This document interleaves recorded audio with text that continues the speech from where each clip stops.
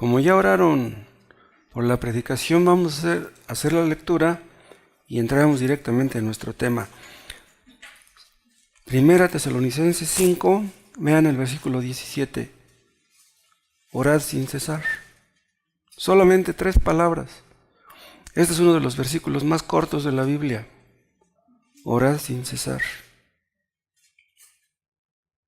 Acuérdense ustedes que esto no significa que debemos estar orando continuamente y nunca dejar de hacerlo. Quiere decir que debemos orar y no desanimarnos. Orar en la mañana, en la tarde, en la noche, cuando tengamos oportunidad, cuando vayan caminando, cuando vayan en el transporte, incluso si están acostados, estén sentados donde esté, pueden ustedes orar. Y si lo hacemos, vean ustedes el contexto. Dice el 16, estad siempre gozosos. Los que pueden estar siempre contentos son los que oran constantemente. Y vean lo que dice el 18, dad gracias en todo. ¿Quién está siempre agradecido por todo lo que tiene? Los que oran sin cesar. Ven el 19, no apaguéis el espíritu. Orando sin cesar, el espíritu estará ardiente, no estaremos apagados. Dice el 20, no menospreciéis las profecías. Podemos traducirlo como no menospreciéis las escrituras. Si estamos orando sin cesar, las escrituras nos alimentarán, nos satisfarán, llenarán el vacío de nuestra alma. Y dice el 21, examinadlo todo, retened lo bueno. Retendremos lo bueno cuando estemos orando sin cesar. Vean ustedes la importancia de estas 3 palabras, orad sin cesar. Son pocas palabras, pero ricas en significado. Así como hay muchos otros versículos donde se nos ordena orar. No se les olvide, hermanos, que la oración no es una sugerencia, es una orden. Dice Spurgeon en uno de sus sermones que si nos pagaran por orar, de seguro que oraríamos más de lo que oramos. Muchos no oran porque creen que no ganarán nada con ello. Alguien dijo, en lo que tú oras en 1 hora, yo ya me gané 100 pesos, tú no ganas nada. Pero no ganamos nada, ganamos más que dinero, ganamos más que dólares. Dios nos ordena orar porque somos los beneficiados. Dios, ¿qué gana si oramos? Los inconversos creen que orar es una pérdida de tiempo. Pero escuchen, un creyente puede caer en la misma tentación. O sea, nosotros aún siendo creyentes podemos caer en la tentación de pensar que nada ganamos si oramos. Pero los beneficios son enormes, son espirituales, sino materiales. ¿Será por eso que algunos de ustedes no vienen al culto de oración? Si ustedes menosprecian el culto de oración, tal vez menosprecian la oración. Y menospreciar la oración es menospreciar a Cristo. Entonces, si pueden venir y no vienen al culto de oración, ustedes están en peligro. Y la iglesia también.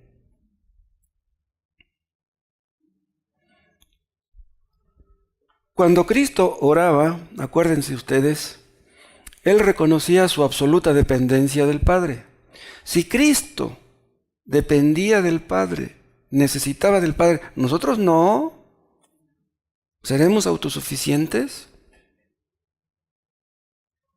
Dependemos de Dios absolutamente para todo, pero los orgullosos no lo quieren reconocer. Cristo era manso y humilde de corazón. ¿Y cómo lo demostraba? Orando. Cuando nosotros oramos, estamos demostrando nuestra dependencia de Dios, nuestra mansedumbre. Hay mansedumbre respecto de los hombres y mansedumbre respecto de Dios. Cuando oramos, estamos reconociendo nuestra mansedumbre delante de Dios. Señor, no lo que yo diga, lo que tú digas. Y Cristo nos invita a aprender de Él. Él nos enseñó a orar. Los orgullosos no pueden orar. Ningún inconverso puede. Ningún inconverso en el mundo puede orar, ni siquiera uno. Los musulmanes y los budistas se pasan las horas rezando, pero rezar es algo muy diferente a orar. Rezar es una actividad que nace de la carne. Orar es una actividad que surge del Espíritu Santo. Los que no tienen el Espíritu Santo no pueden orar. Los católicos creen que Dios ve con buenos ojos que recen el rosario. ¿A Dios le gusta que la gente rece el rosario? No. El rosario es una abominación delante de Dios. Es una aberración. Ellos rezan, ¿para qué? Una de dos. O para no tener problemas, o porque quieren ser librados de los problemas que ya tienen. Por eso rezan. Pero no se les olvide esto, hermanos. Para que una persona pueda orar, es necesario, en primer lugar, que tenga un conocimiento del Dios de la Biblia. El único Dios verdadero. Los que no conocen al Dios de la Biblia no pueden orar. Los musulmanes no pueden orar. Los musulmanes cuando rezan, ponen su frente en el polvo. Y hay musulmanes que al rezar se ponen a llorar. Pero junto a ellos tienen la metralleta. Después de que se levantan de rezar van a matar a la gente. Para poder orar es necesario que tengas un conocimiento del Dios verdadero. Pero escucha, un conocimiento espiritual, no un conocimiento intelectual simplemente, no un conocimiento teórico. Hay personas que oran, entre comillas, a un Dios que no conocen. Si tú no conoces al Dios verdadero, no puedes dirigirte a Él. Es lo que el Cristo le dijo a la samaritana.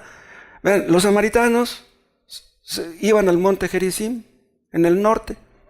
Es que el rey de Israel dijo, no, dice que tienen que ir hasta Jerusalén. Vamos a poner acá nuestros dioses en el monte Gerizim. ¿Y para qué van tan lejos? Aquí se los ponemos cerca. ¿Y qué le dijo Cristo a la samaritana? Dice, ustedes adoran lo que no saben. Dice, la salvación viene de los judíos. Cristo era judío. Vean, los samaritanos no eran judíos. ¿Entienden? Ellos eran israelitas. Los judíos eran de Judá. Para poder orar debemos conocer algo acerca de la persona y la obra de Cristo. Y no solamente conocer acerca de Él, debes creer en Él. Si tú no crees en Cristo de todo tu corazón, tú no puedes orar. Esto no significa que tú tengas que ser un teólogo para que puedas orar. No, simplemente con que conozcas un poco acerca de Cristo. Tienes que entender que Cristo es el único mediador entre Dios y los hombres. El único intermediario. ¿Cómo nos acercamos al Padre? A través de Cristo. No te puedes acercar a través de San Juditas Tadeo. No te puedes acercar a la Virgen a través de la Virgen de Chalma, de la Virgen de San Juan de los Lagos. La única forma que tú puedes acercarte a Dios es a través de Cristo. Y si tú no estás en una buena relación con Cristo, tú no puedes orar. Es en el nombre de Cristo como podemos ser escuchados. Todo lo que pidamos en su nombre, lo recibiremos, pero solamente en su nombre, no en el nuestro. Los autosuficientes piden por sí mismos, creen que son buenos y que Dios los escucha, y Dios ni en cuenta los toma. ¿Quién es el que nos enseña a orar? Es el Espíritu Santo.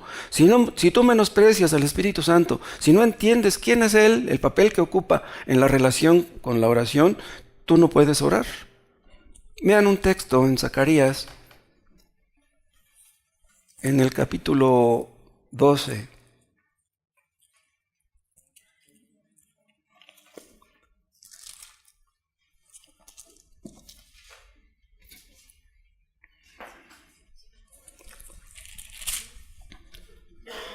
Zacarías capítulo 12. Vean lo que Dios dice por medio del profeta a su pueblo. Zacarías 12, versículo 10. Vean la promesa que les hizo. Y derramaré sobre la casa de David y sobre los moradores de Jerusalén espíritu de gracia y de oración. Vean lo que les está prometiendo. Derramaré sobre los moradores de Jerusalén espíritu de gracia y de oración. Pero entonces los judíos aquellos no oraban. No oraban. Pero Él les promete. Derramaré sobre ustedes espíritu de gracia y de oración, y ven lo que dice, y mirarán a mí, a quien traspasaron. ¿Cuándo se cumplió esta promesa? El día de Pentecostés. Fue cuando ellos entendieron que habían matado a Cristo, entendieron quién era Cristo, y compungidos de corazón le dijeron al apóstol Pedro, varones hermanos, ¿qué haremos? Y Pedro les dice, bautícese cada uno de vosotros en el nombre de Cristo y recibiréis el Espíritu Santo. Entonces, ellos oraron por primera vez y sigan leyendo. Mirarán a mí a quien traspasaron, dice, y llorarán como se llora por hijo unigénito, afligiéndose por él como quien se aflige por el primogénito. Vean, este versículo tiene una aplicación doble. Se cumplió el día de Pentecostés y dicen algunos que se cumplirá cuando el Israel del día antes de que venga Cristo se conviertan, ¿no? Se conviertan como una nación. ¿Sí? O sea que entonces entenderán que a quien mataron en la cruz era el Mesías. ¿Por qué lo mataron? Porque no creyeron que fuera.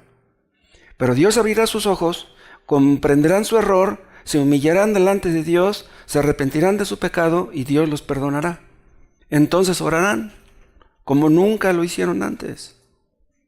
Les acabo de decir hace un instante que Cristo es el único mediador entre Dios y los hombres. Tienes que entender, te digo, acerca de la persona y la obra de Cristo. ¿Quién es el que nos mete el hombro delante de Dios? Es Cristo. No son los santos, no son las vírgenes. Hay algunos que no se atreven a orar directamente al Padre.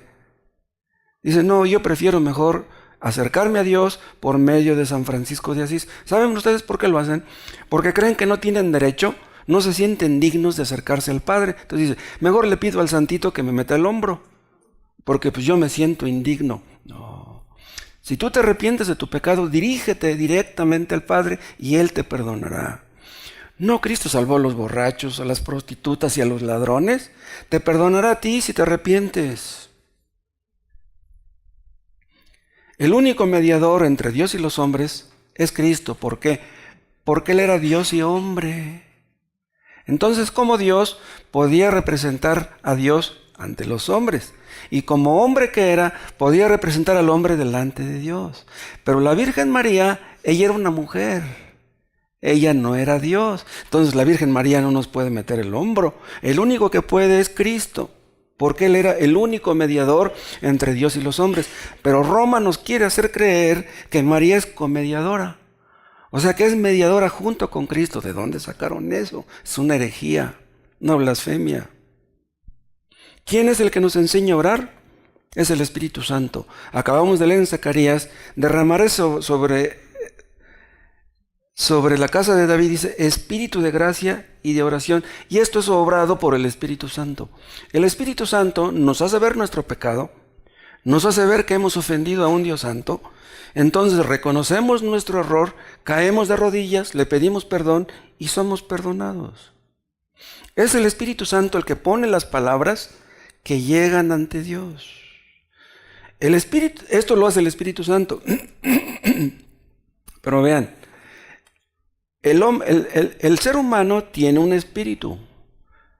Vean, todos los seres humanos tenemos un espíritu, pero que no es el Espíritu Santo. El espíritu del hombre pone en el hombre palabras muy bonitas.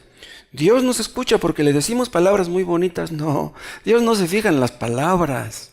Dios ve nuestro corazón. Si tu corazón es sincero y quieres arrepentirte y obedecer a nuestro Dios, Él te perdona y escucha tu oración. Si no, no. Gracias. Ustedes pueden estar orando y diciéndole a Dios palabras muy bonitas y pensar, ay, de seguro que Dios está escuchando mi oración porque me están saliendo unas palabras muy bonitas de mi boca. No, Dios no se fija en eso. El espíritu del hombre, el espíritu que hay en el hombre, puede conducir a una persona a llorar mucho cuando está rezando o cuando supuestamente está orando. Pero eso no significa que esté orando. Las lágrimas que tú derramas cuando oras, eso no significa que estés orando realmente. Hay personas que son muy emocionales, que son muy sensibles, que confían en sus lágrimas y dicen, ay, como lloré mucho, de seguro que Dios me ama mucho. No. Para poder orar, en tercer lugar, debemos creer en la justificación por la fe. ¿Cómo somos justificados? Por la fe. No somos justificados por las obras. No somos justificados por la ley. Pero hay algunas personas que creen que Dios los oye. ¿Saben ustedes por qué? Porque no son tan malos como otros. Ah, yo no soy tan malo como mi primo, como mi compadre. yo no he cometido tantos errores como otros, entonces de seguro que Dios me escucha. Dios no te escucha. Si tú te comparas con otros y crees ser superior a otros, Dios no te escucha. Hay algunos ingenuos que creen que Dios los oye porque no van al cine, porque no toman, porque no fuman. ¿Dios te escucha porque no tomas? No. Hay muchísimas personas en el mundo que no toman y no por eso quiere decir que Dios los escucha. Hay algunos hombres ricos que creen que Dios los bendice. ¿Saben por qué? Porque creen que son buenos. Dios me ha bendecido tanto porque de seguro que soy bueno. No. Hay muchos políticos y funcionarios y sicarios y narcos que tienen mucho dinero. Dios los ha bendecido con dinero, pero no porque sean buenos. ¿Cómo es que tenemos entrada de acceso al trono de la gracia? Es por medio de Cristo. Es en Cristo que Dios nos escucha. Entonces, si tú no crees que eres justificado por la fe en Cristo, Dios no te escucha. Vean ustedes lo crucial que es esta doctrina. Los que no entienden qué significa justificación por la fe, no pueden orar. Y saben una cosa, hay millones de personas en el mundo que no entienden qué significa eso. Los que no creen que la salvación sea por gracia, no pueden orar. Millones y millones y millones. Otra cosa, en cuarto lugar, para orar debes tener una correcta relación con Dios. Ya lo dije. ¿Cómo podemos tener una correcta relación con Dios? Solamente por medio de Cristo. Nadie viene al Padre sino por mí. Ni para salvación, ni para santificación. Entonces somos oídos por Cristo, por medio de Él. Somos aceptados, somos recibidos por el Padre por medio de Cristo. Entonces, si tú no estás en Cristo, tú no puedes tener una buena relación con Dios. Cristo dijo, nadie viene al Padre sino por mí. Nadie, absolutamente. Recuerden el texto del Salmo 7. Dios está airado contra el impío todos los días. Dios está enojado contra los pecadores todos los días. Dios aborrece a los pecadores. Pero su ira es removida cuando tú vienes a Cristo. Cuando tú vienes a Cristo en arrepentimiento y fe, cuando tú te arrepientes de tu pecado, ya no hay ira para ti. Ya hay solamente amor. ¿Puedes tú creer eso? En quinto lugar, para orar, tienes que saber un poco de teología. Mínimo, tienes que entender que Cristo es Dios. Porque si tú no crees que Cristo es Dios, tú no puedes orar. Hay teólogos malos que creen que Cristo era un buen hombre, que era un buen ejemplo, que era un personaje histórico, simpático, que nos dio un ejemplo a seguir, pero que no creen que sea Dios. Los testigos de Jehová no pueden orar, porque ellos no creen que Cristo sea Dios. Nosotros nos reunimos el domingo para adorar a Cristo. Él es nuestro Salvador. ¿Somos idólatras? No, porque Cristo es Dios. Si tú crees que Cristo es Dios, te someterás a Él. No solamente vas a creer en Él, sino que lo vas a obedecer. Y si tú obedeces a Cristo, tú eres un teólogo. En sexto lugar, no pueden orar los que tienen conceptos erróneos acerca de la naturaleza y el carácter de Dios. Los que no creen que Dios sea soberano no pueden orar. ¿Entienden ustedes que Dios es soberano? ¿Que Dios hace con nosotros lo que quiere? ¿Que Dios no nos pregunta ni nos consulta? Dios hace lo que quiere, con lo suyo. Nosotros hacemos lo que queremos con lo nuestro. Entonces, si nosotros tenemos derecho de hacer lo que queremos con lo nuestro, ¿Dios no tiene derecho? ¿Le quitarás a Dios el derecho que exiges para ti? No pueden orar todos aquellos que dudan que Dios todo lo sepa y que todo lo vea. Bien, esto lo creen en teoría muchos, que Dios todo lo sabe y que todo lo ve, pero lo creen en teoría solamente.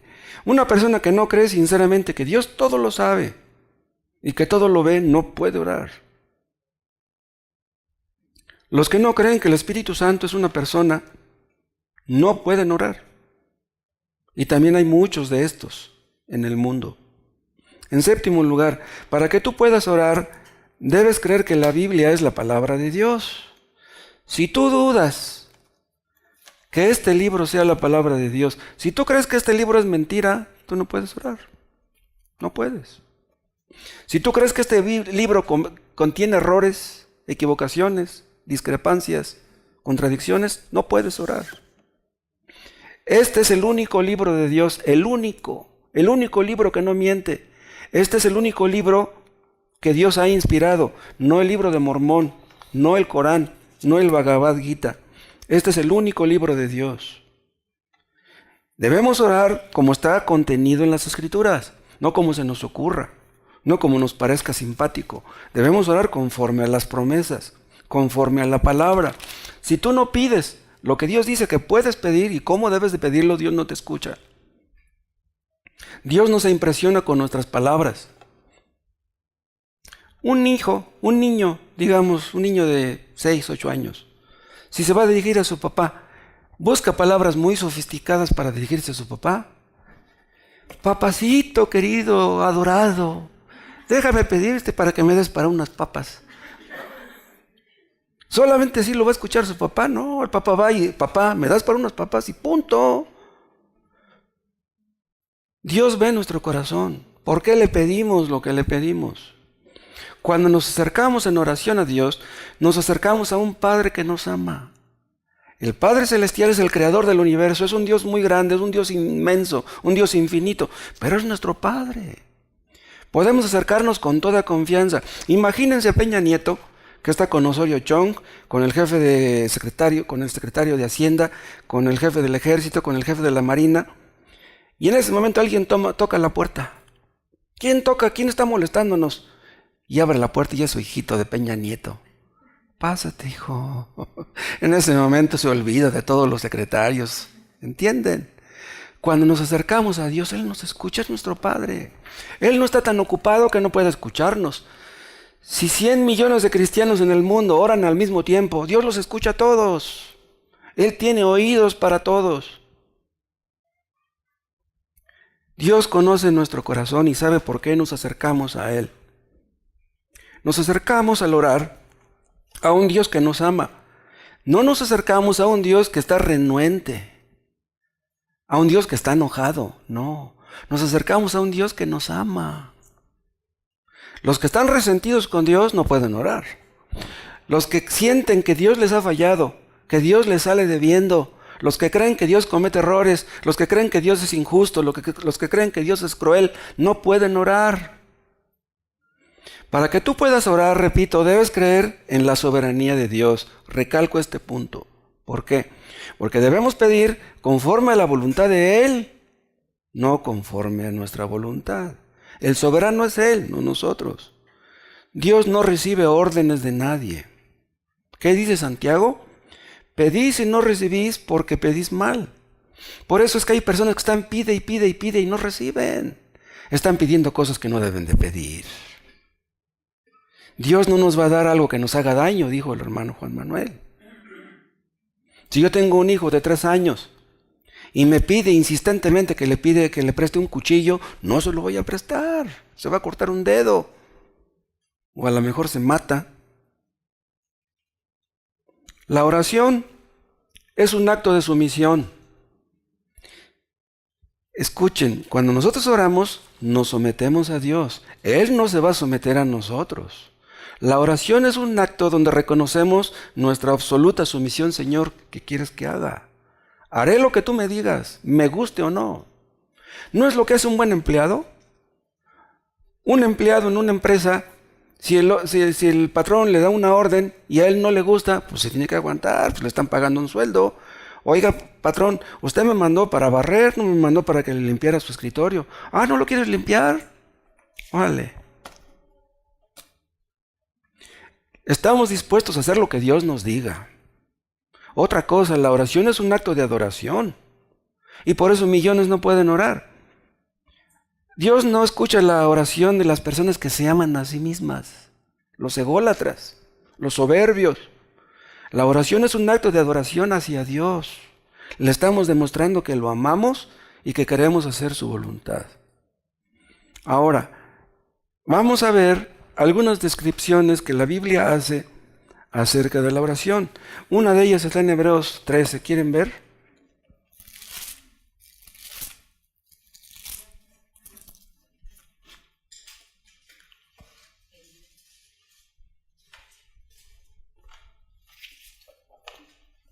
Hebreos 13.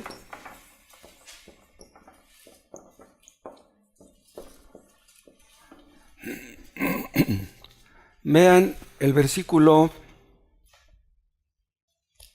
15, Hebreos 13:15. Así que ofrezcamos siempre a Dios, por medio de Él, quiere decir por medio de Cristo, sacrificio de alabanza, es decir, fruto de labios que confiesan su nombre. Vean, sacrificio de alabanza. ¿Por qué dice así? Vean, los antiguos judíos ofrecían sus sacrificios en ofrenda a Dios. Si una persona sacrificaba un cordero, ese cordero le había costado. Los corderos siempre han costado. Entonces los sacrificios son, por definición, algo que cuesta. Entonces vean lo que dice: ofrezcamos siempre a Dios por medio de Él sacrificio de alabanza. ¿Qué quiere decir esto? Que alabar a Dios, orar, alabarle, es algo que nos cuesta. Ustedes tienen que apartarse de sus actividades, tienen que descuidar sus actividades para poder dedicar tiempo a la oración. En otras palabras, al orar, le estamos demostrando a Dios que Él nos importa más que cualquier otra actividad. Cerramos la puerta y nos olvidamos del carro, nos olvidamos de los problemas de allá, de toda clase de problemas, y nos concentramos en un punto, en orar a nuestro Dios. Por eso es que la oración es una ofrenda.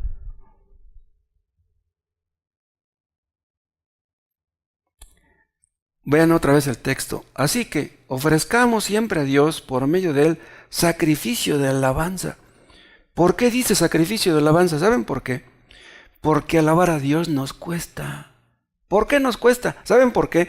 Porque tenemos la tendencia a quejarnos, a murmurar, a estar insatisfechos con lo que tenemos. Entonces, cuando le agradecemos a Dios lo que tenemos, sea mucho o sea poco, entonces estamos reconociendo que lo que tenemos nos ha venido de Él. Señor, te alabo por lo que me has dado. Te agradezco. No me has dado lo que te he pedido. No importa, Señor. Yo de todos modos te amo. Si no me das lo que te pido, no importa. Yo te amo más a ti que lo que te estoy pidiendo. Lo importante para mí no es lo que te estoy pidiendo, eres tú. Es como el ejemplo que he puesto a muchas personas. Imagínense que el niño va con el papá y le dice: papá, ¿me das una moneda de 10 para comprarme unas papas? Ay, hijo, ¿qué crees que no tengo? Fíjate que pues no cobré y no tengo dinero. Y que el niño le dijera: no importa, papá. Aunque no me des para las papas, yo te quiero mucho. ¡Wow! Imagínense qué precioso se oye eso. Fruto de labios que confiesen su nombre, dice al final del versículo 15. Sacrificio de alabanza, es decir, o sea, viene la interpretación, fruto de labios que confiesan su nombre. O sea, cuando oramos y lo alabamos por lo que nos ha dado, estamos reconociendo que lo que tenemos no lo merecemos, que lo que tenemos es debido a su misericordia, a su bondad, a su gracia. Y entonces estamos contentos y Él está contento. Hermanos, si ustedes carecen de algo, si hay algo que les falta supuestamente para ser felices, no se les olvide una cosa: el año pasado muchos murieron. Nosotros estamos vivos. Más vale perro vivo que león muerto. Entonces, si estamos vivos, bendito sea Dios. Y a Dios nos dio la oportunidad de vivir. Por algo será. Vean, en segundo lugar, que la oración también se le llama incienso. Vean ustedes en el Salmo 141.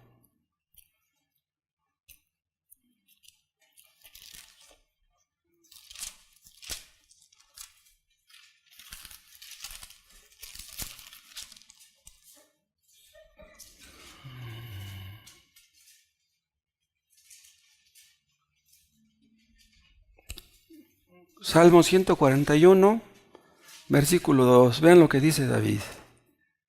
Bueno, vean desde el 1. Jehová, a ti he clamado, apresúrate a mí. Escucha mi voz cuando te invocare. Vean la urgencia que demuestra David al orar. Así debemos orar, hermanos. ¿Sí? Y vean lo que dice el 2.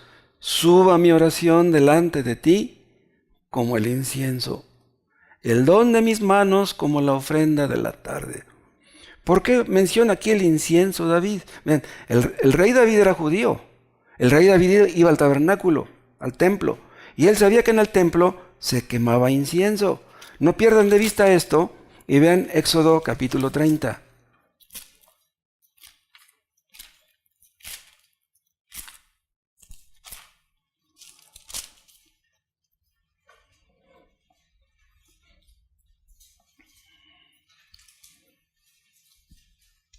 Éxodo 30, versículo 8.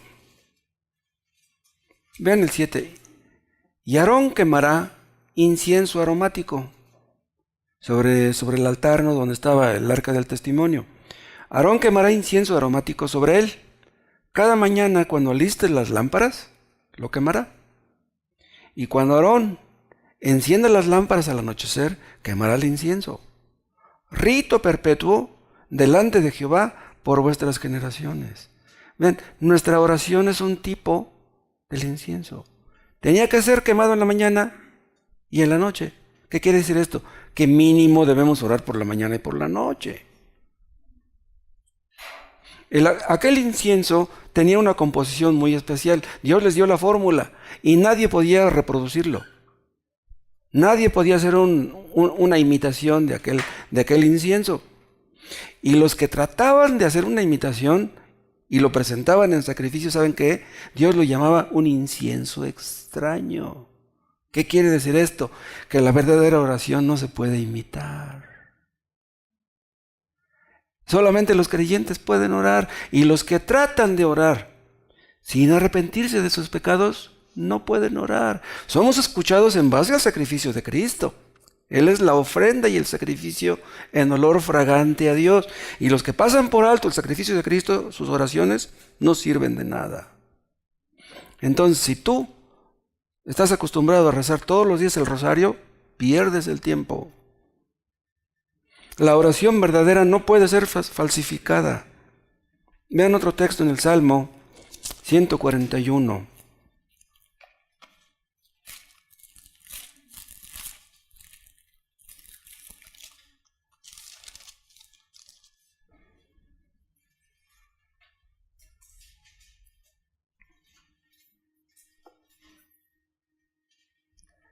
Ven el versículo 2 otra vez. Suba mi oración delante de ti como el incienso. Ven, lo podríamos traducir de otra manera. Es como si el rey David dijera: sea mi oración agradable delante de ti. ¿No han experimentado ustedes la sensación de que la oración de ustedes como que no funciona? Como que Dios no la escucha. Como que lo que están diciendo no llega hasta Dios. Debemos decirle esto: Señor, que mi oración te agrade. Escucha mi oración. Si está mal mi oración, enderézala, para que yo pueda decirte lo que tengo que decirte. Y vean cómo dice al final del versículo 2: el don de mis manos como la ofrenda de la tarde. Está llamando David a su oración el don de mis manos. ¿Por qué? Los judíos acostumbraban levantar las manos cuando oraban, estuvieran en su casa o estuvieran en el templo. El don de mis manos. Ven, Dios no quiere nuestro dinero. Dios quiere nuestro corazón. ¿De qué sirve levantar las manos? Unos pueden decir: ¿cuál es la postura correcta para orar? Que debes estar de rodillas. Entonces Dios escucha la oración de rodillas. Y si estás sentado en una silla, ¿Dios no te escucha? No. Dios no se fija en eso. Dios ve el corazón. No es la postura. Por eso dice, el don de mis manos. O sea, lo que eso representa. Mi gratitud a ti, mi dependencia a ti, Señor. Ayúdame. Los inconversos son capaces de darle dinero a Dios. Pero Dios, ¿para qué quiere su dinero? Lo que Dios quiere es tu corazón. Vean Apocalipsis 5.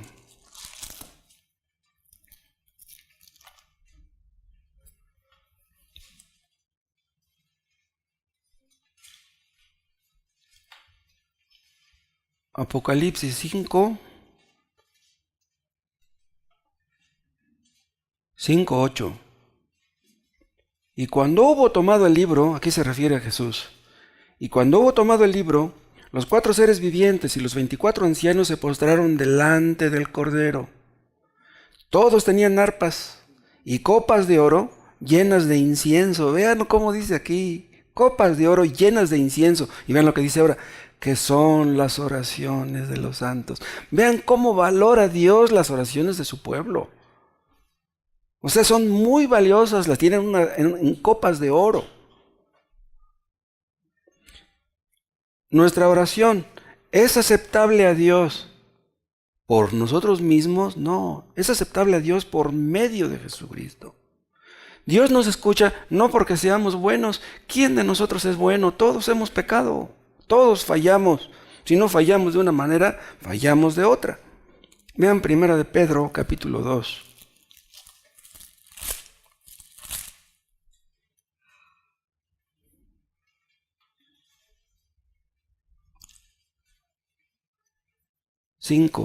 Primera de Pedro 2:5. Vosotros también, se dirige Pedro a los creyentes, como piedras vivas, sed edificados como casa espiritual y sacerdocio santo, para ofrecer sacrificios espirituales. Vean cómo dice, la oración es un sacrificio espiritual. Y dice, aceptables a Dios por medio de Jesucristo. Dios nos escucha porque Cristo es santo, porque Cristo intercede por nosotros, no por nosotros. Dice, sacrificios espirituales, en contraste con los del Antiguo Testamento, que eran sacrificios físicos, sacrificios materiales. Vean, en tercer lugar, la oración es descrita como un levantar el alma. Vean, por ejemplo, en el Salmo 25.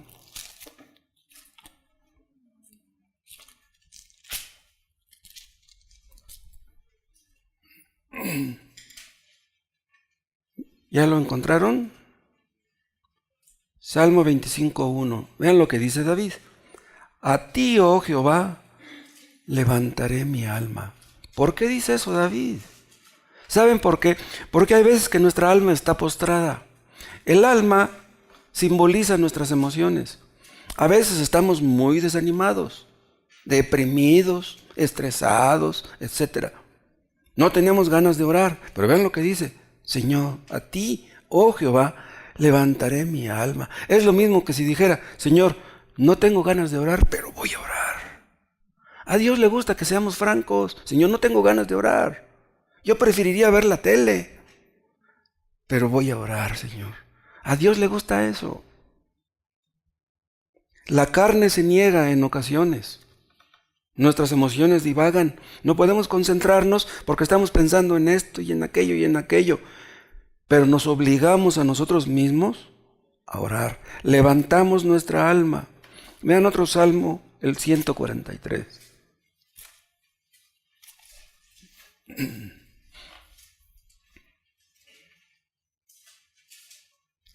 Versículo 8. Hazme oír por la mañana tu misericordia, porque en ti he confiado. Hazme saber el camino por donde ande. Vean, porque a ti he elevado mi alma. O sea, estaba caída, pero a ti he elevado mi alma.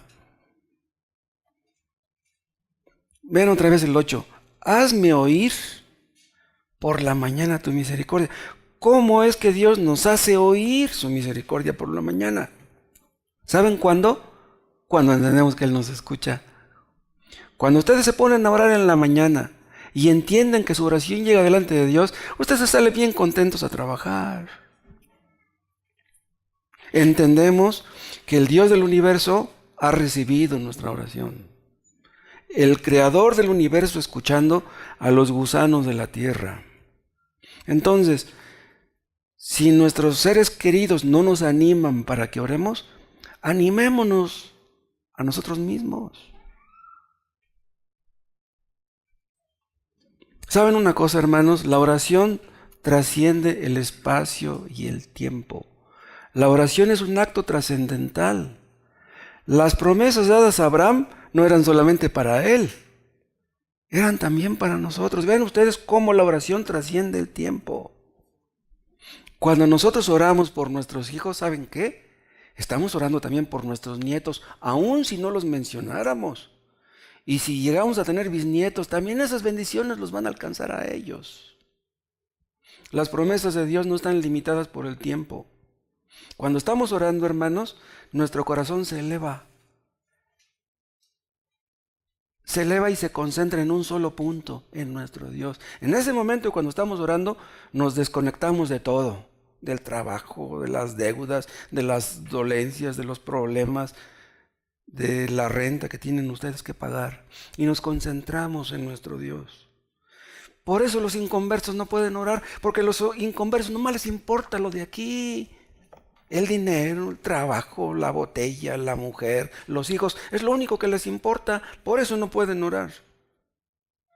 Si a los inconversos, si pusiéramos un letrero afuera que dijera, a todos los que vengan a la oración les damos 100 pesos por hora, se llenaba este lugar.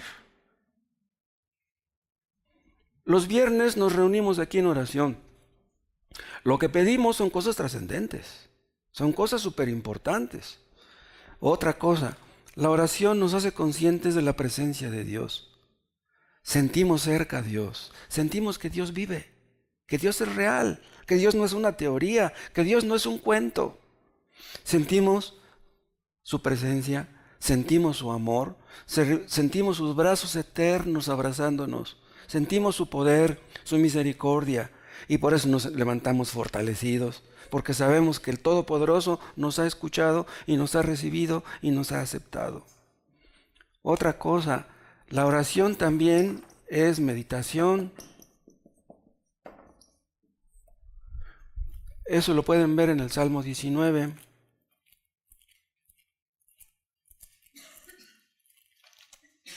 La oración no es exactamente lo mismo que la oración, pero son hermanas gemelas. Salmo 19, versículo 14. Vean lo que dice David también acá. Sean gratos los dichos de mi boca y la meditación de mi corazón delante de ti, oh Jehová, roca mía y redentor mío. Mi roca que me afirma y me sostiene cuando todo tiembla a mi alrededor, cuando todo se desmorona, cuando todos están afligidos, yo estoy en él contento y satisfecho. Sean gratos los dichos de mi boca y la meditación de mi corazón delante de ti. Acuérdense ustedes que el corazón habla de toda la personalidad del ser humano. Entonces, cuando decimos la meditación de mi corazón, quiere decir que en la meditación no solamente está involucrada la mente, también las emociones y también la voluntad. Viejita linda, si me vienen a buscar cuando estoy orando, diles que estoy ocupado. No puedo atenderlos. Quiero concentrarme en orar a mi Dios.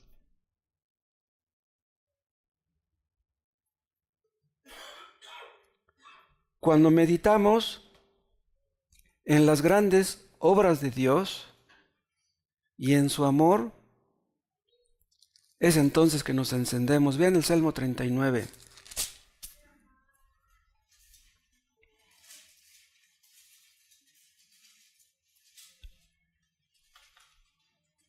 Salmo 39:3. También es David el autor de este salmo. 39:3. Se enardeció mi corazón dentro de mí. ¿Saben qué quiere decir la palabra enardeció? Quiere decir sentí que ardía mi corazón.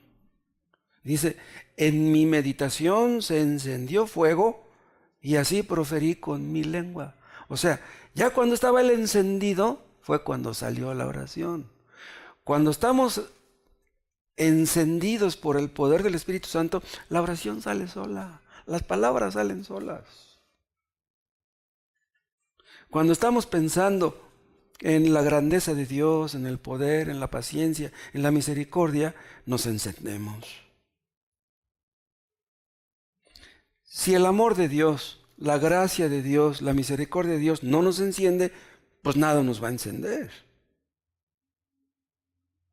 Vean ustedes la importancia de la meditación. Ustedes pueden meditar al ir caminando. Si van en el campo, si van caminando cerca del río, ustedes pueden ir meditando. Pero si ustedes están concentrados en una máquina, en su trabajo, si van manejando, ustedes no pueden meditar porque tienen que estar atentos a lo que están haciendo. Es por eso que encerrarnos a solas con Dios es tan importante, porque nos desconectamos de todo. Si ustedes van manejando, tal vez puedan orar, pero no pueden meditar. Y no podemos orar correctamente sin antes meditar. Eso no niega que Dios escucha las jaculatorias. Las jaculatorias son las oraciones cortitas. Dios mío, ayúdame. Esa es una jaculatoria, ¿sí? Dios nos escucha. Por ejemplo, ustedes ven que viene un carro a toda velocidad y que de repente va dando vueltas y viene derecho a ustedes. Dios mío, ayúdame. Dios escucha esas oraciones también. Cuando nos levantamos y meditamos en que Dios es muy grande, nos asombramos al recordar las cosas grandes que Él hizo, empezamos a animarnos de inmediato y ya podemos orar. Cuando pensamos en tanta misericordia que ha tenido para con nosotros, cuando pensamos en sus promesas, en que Él es fiel, que no miente, meditamos en su amor eterno, un amor que nunca podremos comprender. ¿Recuerdan ustedes cómo empieza el Padre Nuestro? ¿Cómo enseñó Cristo a orar a los suyos? Padre nuestro que estás en los cielos. Dios es muy grande, pero siendo tan grande, Él es mi Padre. Y puedo dirigirme a Él con temor, sí, con reverencia, sí, pero también con toda confianza. La oración también es una lucha. Véanlo en Oseas.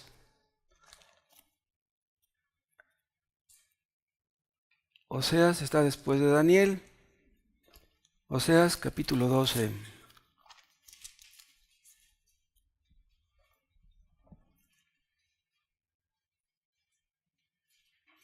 Aquí el profeta está hablando de Jacob. Vean cómo dice en el versículo 3, Oseas 12:3. En el seno materno tomó por el calcañar a su hermano.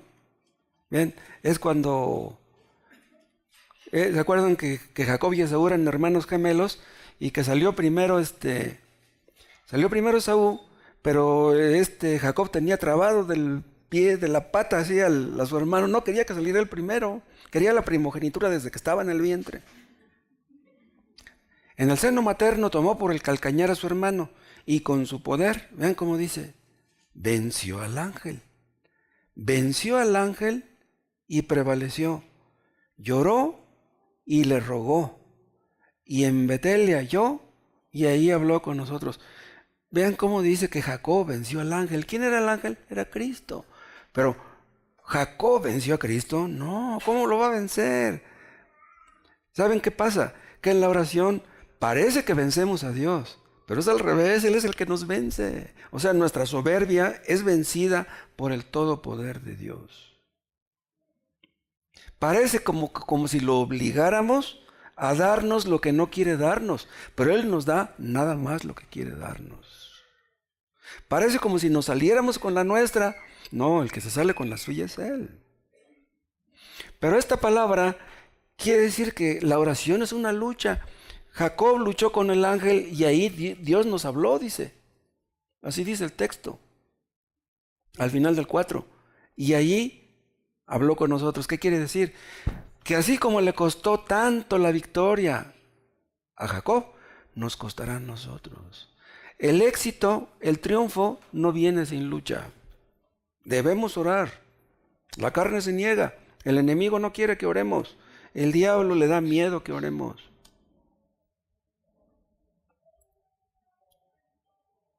¿Y saben ustedes por qué al diablo no le gusta que oremos? Porque cuando oramos nos humillamos, pero Él es el rey de los soberbios. Él quiere que seamos soberbios nosotros. Y cuando oramos nos humillamos y eso no le gusta a Él. Quiere que nos parezcamos a Él. La oración también es servicio. Véanlo en Colosenses. En el capítulo 4.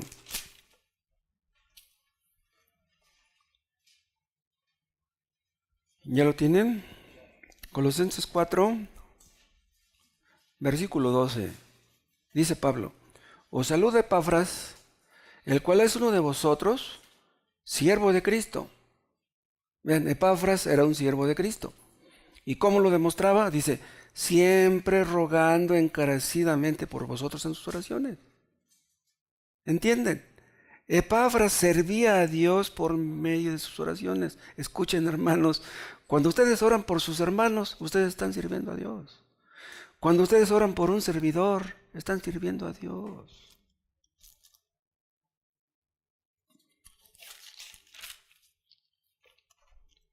Vean otra cosa. La oración es llamada también como un llamar a la puerta. Véanlo. Bueno, ustedes conocen el texto que dice, llamad, pedid y se os dará. Llamad y se os abrirá. ¿Se acuerdan? Si ustedes van a visitar a una persona y es urgente que la vean, que tienen que ver a esa persona forzosamente, ustedes tocan y si no les abren, tocan más fuerte. Y si no les abren, tocan más fuerte. Y si no les abren, romperán un vidrio, pero alguien tiene que salir.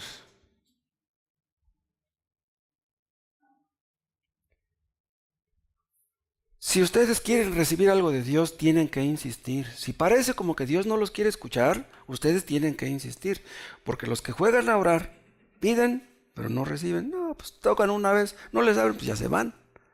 No, tenemos que insistir. Te da lo mismo si Dios te escucha o no. Es lo mismo. Todos los que oran según la voluntad de Dios no van a aceptar una negativa. Señor, tú dijiste, tú prometiste, ayúdame. Entonces, si ustedes han llamado y no se les ha abierto la puerta, no se desanimen. No se les olvide que Dios los buscaba y ustedes no le abrían la puerta. Otra cosa, también la oración se llama derramar el corazón. Véanlo en el Salmo 62.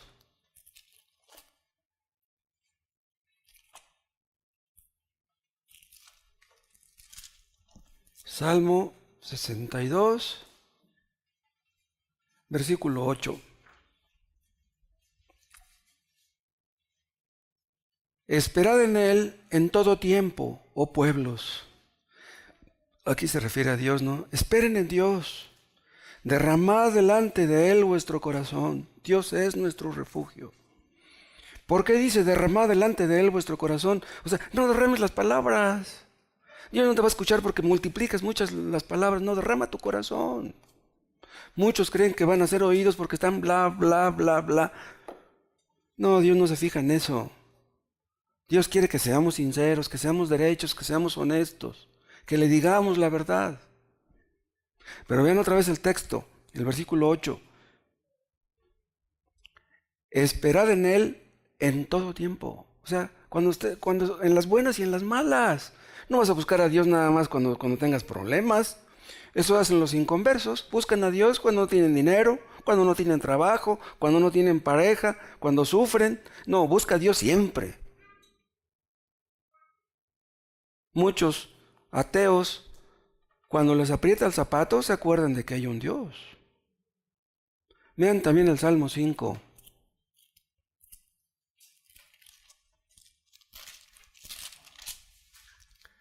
Dice, derramad delante de Él vuestro corazón. Vean cómo dice este Salmo 5. Dice, escucha, oh Jehová, mis palabras. Considera mi gemir. Está atento a la voz de mi clamor, Rey mío y Dios mío, porque a ti oraré.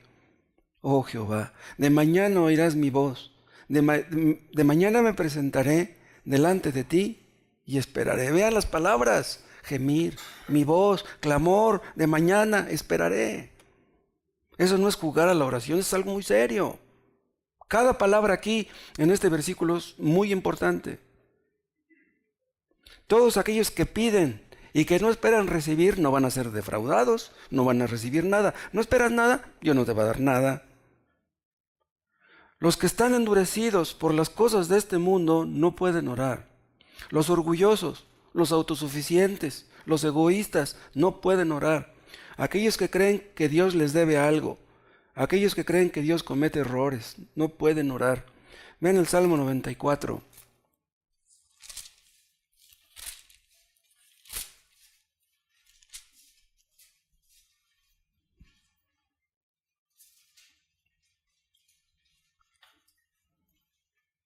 Vean Salmo 94, versículo 8. Entended, necios del pueblo, y vosotros fatuos, ¿cuándo seréis sabios? Fatuos y necios es lo mismo, son sinónimos. Pero si no entiendes una palabra vas a entender la otra.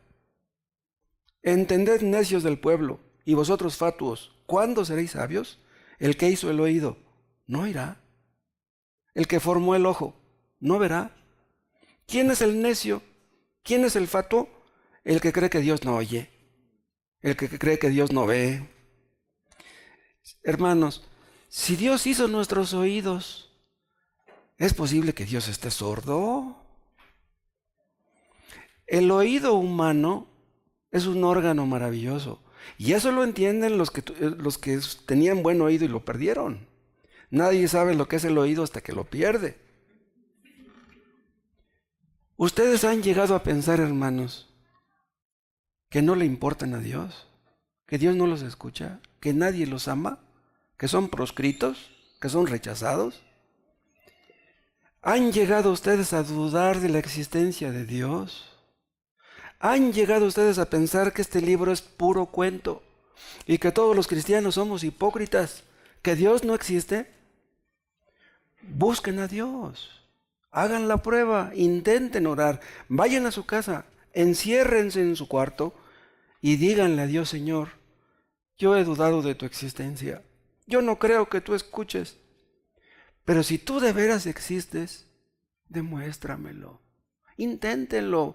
Por una vez en su vida, que pierden comprobar. Si Dios no los escucha, pues de todos modos ya están perdidos. Serán confirmados en su ateísmo. En un sentido no van a perder nada. Pero, ¿qué tal si los escucha? Inténtenlo. Díganle a Dios lo que sienten. Díganle lo que piensan. Si ustedes nunca lo han hecho de corazón, pídanle perdón. Dispongan su corazón para obedecerle y ustedes van a descubrir que Dios oye. Dios no es un cuento, no es una teoría. Dios te escuchará. Ya se está acabando ya se acabó el 2016. ¿Acabó el 2016 y no fueron salvos? ¿Acabará el día 1 del 2017 y no serán salvos? ¿Se va a acabar el 2017 y no van a ser salvos? Si ustedes vienen a Cristo sinceramente y se arrepienten, Él los perdonará. Y entonces de veras que podrán tener ustedes un feliz año nuevo. Si solamente yo pudiera animarles, hermanos, a que oraran un poco más en este año que en el pasado, me daría por satisfecho. Vean el Salmo 105.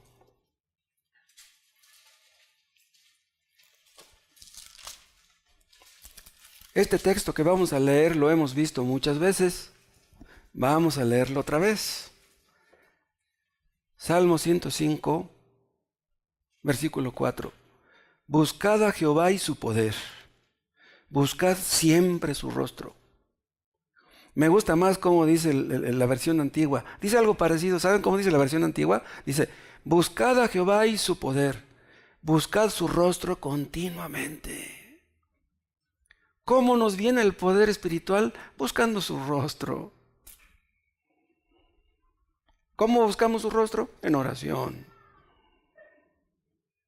No sabemos cómo es el poder de Dios, cómo se manifiesta el poder de Dios. No lo sabemos. Nuestra comunión con Dios, nuestra paz, nuestra felicidad, nuestra utilidad, nuestra felicidad dependen de nuestra relación con Dios. No hay felicidad, no hay paz para los impíos, para los que no se arrepienten. Debemos buscar más a Dios este año, porque si no nos da Dios más de su Espíritu, ¿saben qué va a pasar? Que nos vamos a dividir, nos vamos a enfriar, Nos vamos a apartar, vamos a ser hechos inútiles. No dejen de venir, hermanos, los viernes al culto de oración. Vean lo que les voy a decir, en un sentido. Es más importante que vengan el viernes que el miércoles. Vean lo que les estoy diciendo. El miércoles vienen a escuchar. El viernes vienen a hablarle a Dios para que Él los escuche.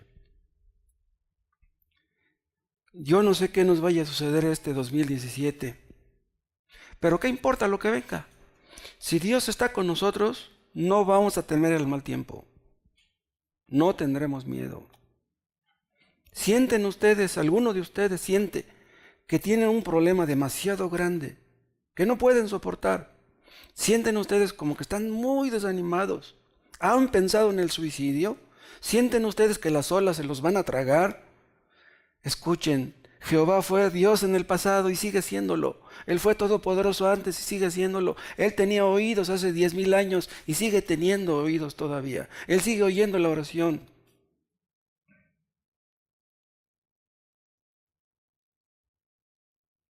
Él les da todo lo que tienen a los inconversos. Muchos inconversos tenían en su mesa en la Navidad un pavo así de este tamaño. ¿Quién les dio ese pavo? ¿No fue Dios? ¿Saben qué dijo Lutero acerca de las riquezas de los inconversos? Dios da alimento a los suyos y bagazo a los cerdos. Y hay un salmo donde dice que Dios engorda a los impíos para el día de la matanza.